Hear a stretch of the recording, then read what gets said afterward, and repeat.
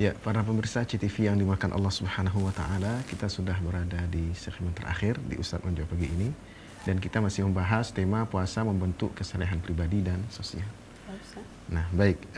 Tadi kalau kita sedikit menyinggung berkaitan dengan Maryam, ini ada ibunya Maryam dulu.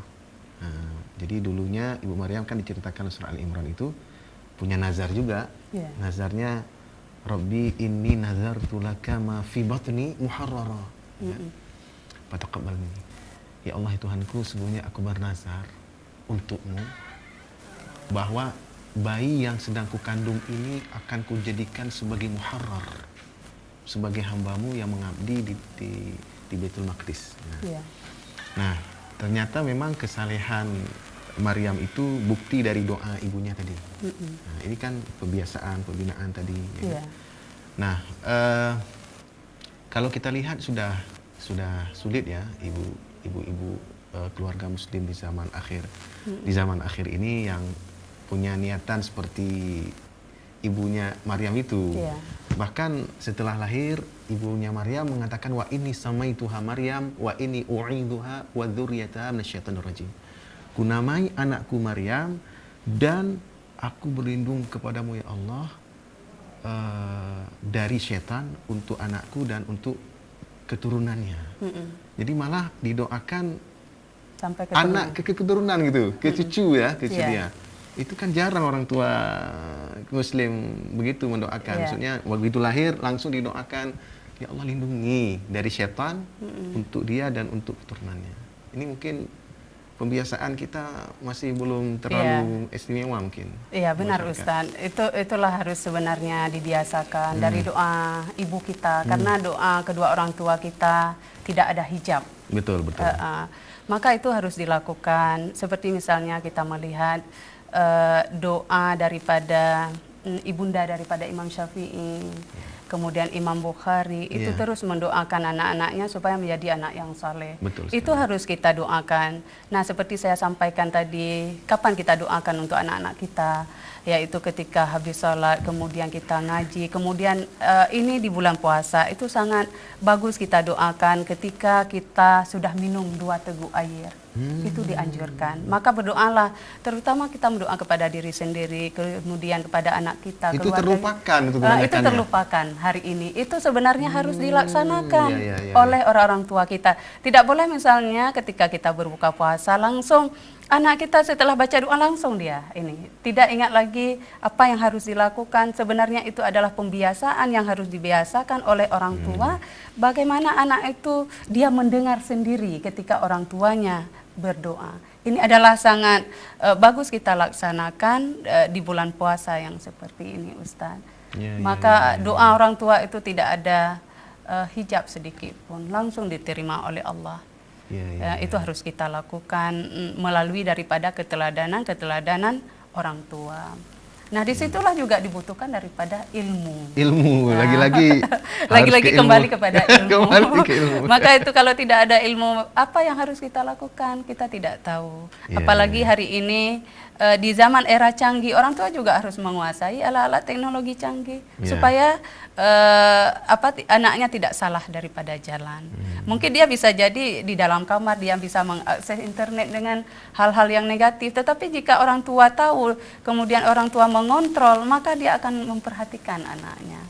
Maka sangat cocok apa yang disampaikan oleh daripada orang tua daripada Siti Maryam tadi. Seharusnya itu harus dilaksanakan dalam kehidupan sehari-hari kita, Ustaz. Masya Allah.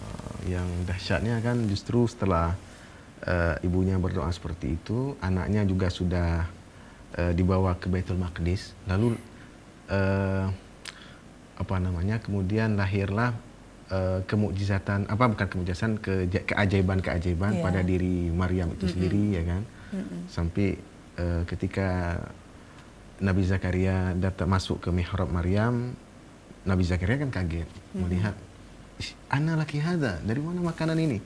Nah, Maryam mengatakan, "Hadza huwa min indillah." Ini dari sisi Allah. Nah, ini menunjukkan bagaimana dia selalu memulangkan segala sesuatunya pada Allah. Nah, karena sudah ditempa sejak kecil oleh ibundanya. Maka sesuai dengan firman Allah dalam surah Az-Zariyat ayat 56, wa ma khalaqtul jinna wal insa illa liya'budun. Tidak aku ciptakan jin dan manusia kecuali untuk beribadah kepadaku. Namun di situ tidak hanya cukup beribadah hanya kepada Allah saja, namun daripada esensi ibadah itu melahirkan daripada sifat-sifat kesalehan sosial.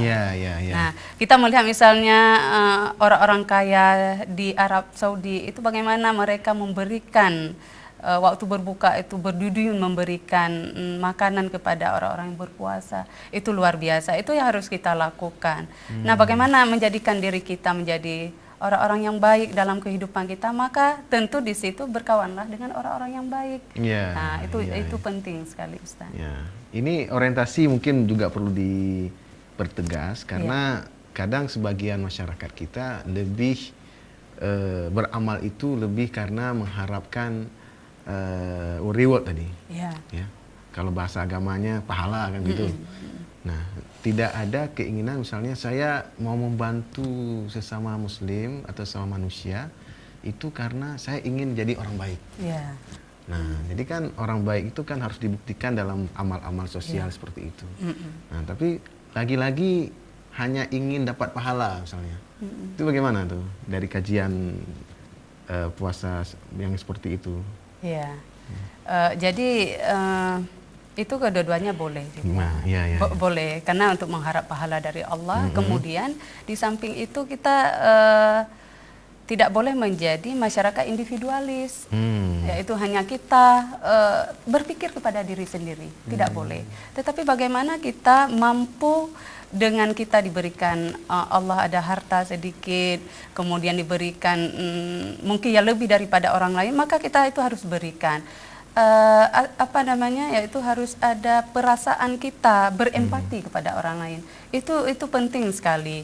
Jadi jangan kita ketika kita punya harta kita hanya memikirkan kepada diri sendiri. Maka puasa ini diwujudkan dengan membayar zakat fitrah untuk membersihkan diri kita daripada harta kita. Daripada harta, kemudian dari tubuh kita ini harus kita bersihkan. Jadi tidak cukup hanya yaitu berpuasa saja, tidak. Masih ada kewajiban setelah puasa sebelum Idul Fitri ya. Masih ada kewajiban yang lain ya. Masih ada, itu esensi daripada puasa itu sendiri. Kewajiban zakat fitrah kan masih belum dilakukan. Betul sekali. Ya, baik. Termasuk sedikit lagi Ustaz, misalnya ketika kita salat, yaitu kan kita hubungan dengan Allah, ya kan, dari Allahu Akbar, kemudian tunjukilah kami jalan yang benar, hingga yaitu diakhiri dengan salam. Salam yaitu kita menoleh ke kanan, kemudian menoleh ke itu adalah hablum minan nas. Jadi kita tidak hanya dianjurkan kepada Allah saja, tidak. Ya, menariknya juga, ini ada juga kisah di zaman Rasulullah Muhammad SAW, itu ada orang-orang miskin malah mengadu kepada Rasulullah, wahai Rasulullah, orang kaya itu sudah mencapai derajat yang tinggi di surga, gitu kan? Karena mereka punya harta. Kalau untuk puasa, kami puasa, orang kaya puasa. Kami sholat, orang kaya juga sholat, tapi mereka punya kekayaan. Dengan kekayaan itu mereka bisa berhaji, bisa berumrah, bisa membantu kami orang miskin ini. Bagaimana ini ya Rasulullah? Rasulullah sampai memberikan solusi. Kalau kamu melakukan perbuatan-perbuatan ini, kamu baca tasbih 33 kali setiap selesai sholat, ya kan? Tahmid 33 kali dan takbir 33 kali, kemudian ditutup dengan la ilaha illallah wahdahu la syarikalah lahul mulku wa lahul hamdu wa ala kulli syai'in qadir, maka kamu bisa mengalahkan orang-orang kaya itu. Tapi ternyata orang kaya juga melakukan apa yang dilakukan orang miskin. Mereka selesai sholat juga seperti itu, tasbih, tahmid, takbir dan tahlil, sampai mereka orang-orang miskin ini mengadu lagi kepada Rasulullah. Rasulullah mengatakan, "Dzalika fadlullahi yu'ti may yasha." Itulah keutamaan yang Allah berikan kepada siapapun yang Allah kehendaki. Nah, jadi kan apapun cerita di Islam ini tidak dilarang jadi kaya kan gitu. Nah, bahkan kalau orang kaya melakukan seperti dia menginfakkan hartanya, membantu yang lain yang membutuhkan. Selain itu dia juga mengamalkan ibadah pribadi itu ya. Ketakwaan pribadi tadi, subhanallah malah bisa lebih tinggi derajatnya. Itulah terbentuk daripada kesalahan pribadi, kesalahan sosial. Jadi kita tidak, kenapa hari ini kita lihat negara kita seperti ini, termasuk yaitu individualis itu sendiri. sehingga berimbas kepada masyarakat. Yang miskin terus miskin, yang kaya terus kaya, kemudian tidak saling peduli, itu tidak boleh lagi kita lakukan seperti itu. Maka itu harus dibiasakan. Nah, jadi gini, mungkin tema-tema dakwah juga perlu dimasukkan ini, Ustaz. Ya.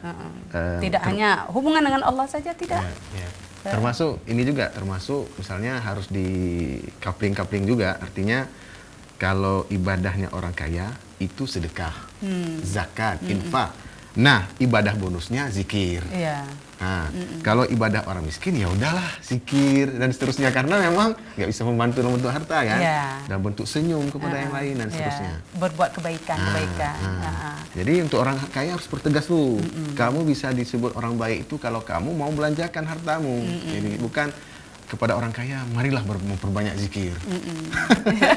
Bagaimana pandangan Ustazah sendiri gimana soal itu? Iya, saya setuju sekali Ustadz di situ. Jadi kan bagus sekali itu harus dipertegas. Dipertegas dalam misalnya ceramah-ceramah ustadz. Jadi harus dipertegas bahwa orang kaya itu harus melindungi orang-orang miskin. Jadi dia tidak hanya individualis pada diri sendiri.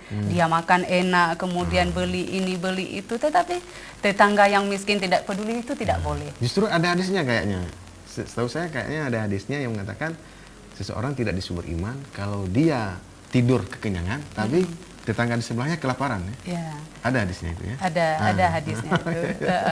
Maka itu harus, rasa empati itu harus dibangun. Sebenarnya itu jauh sekali lebih penting. Jadi tidak, kenapa kita hari ini yang kaya terus kaya, yang miskin terus miskin, karena rasa empati itu tidak ada. Jadi orang kaya itu tidak hanya cukup berdoa pada Allah, kemudian dengan harta yang banyak itu tanpa mempedulikan pada orang lain.